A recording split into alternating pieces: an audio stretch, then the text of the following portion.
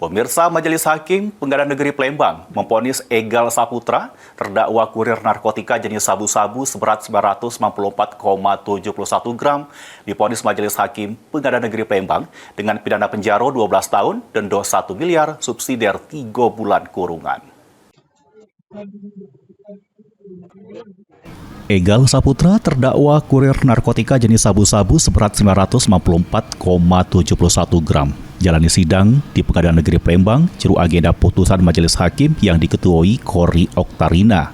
Perbuatan terdakwa terbukti secara sah bersalah, melakukan tindak pidana kate hak ngelawan hukum, nawar ke untuk dijajo, bejajo, membeli sama nerimo, jadi perantara jeru jajo beli narkotika golongan 1 yang beratnya melebihi 5 gram.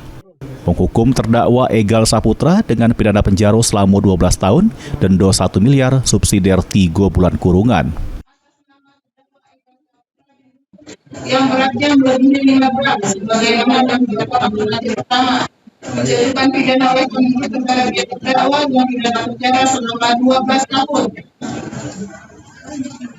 Denda 1 miliar rupiah dengan ketentuan apabila denda tidak dibayar diganti dengan penjara selama 3 bulan.